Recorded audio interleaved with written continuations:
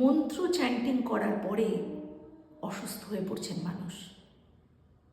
শুনতে পেয়েছেন? মন্ত্র চ্যান্টিং করার পরে নাকি মানুষ অসুস্থ হয়ে পড়ছে। হ্যাঁ, এরকম একটা ঘটনা ঘটেছে।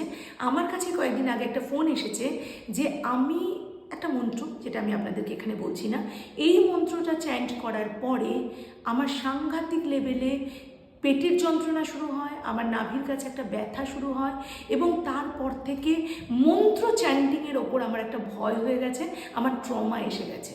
আমার কোথাও একটা মনে হচ্ছে মন্ত্র চ্যান্টিং করলেই বোধহয় আমার আবার শরীরটা খারাপ হবে, আমি কোনোভাবেই এটার থেকে বেরোতে পারছি না। কিন্তু বিশ্বাস করুন, এটা মন্ত্রের জন্য হয়নি।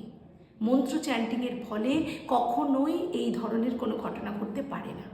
সমস্যাটা যেটা হয়েছে, মন্ত্র হলো এক ধরনের সাউন্ড, এবং সাউন্ডটা যখন বলা হচ্ছে তখন শরীরের ভিতরে একটা কম্পন, একটা ভাইব চলছে।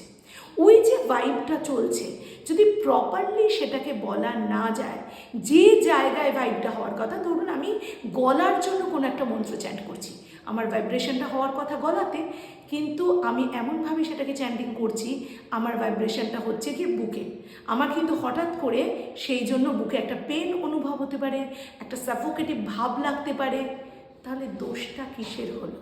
যিনি শেখাচ্ছেন তিনি হয় প্রপারলি বোঝাতে পারেননি যে কোন মন্ত্রটা কীরকমভাবে চ্যান্ট করতে হবে, সাউন্ডটা কোথা দিয়ে বেরোবে, বা কিভাবে সেই ভাইব্রেশনটাকে ক্যাচ করতে হবে, আর নয়তো যিনি ফলো করছেন তিনি ঠিকমতো করতে পারছেন না যে আমার শ্বাস প্রশ্বাস, আমার চ্যান্টিংটা ঠিক কীরকম হবে।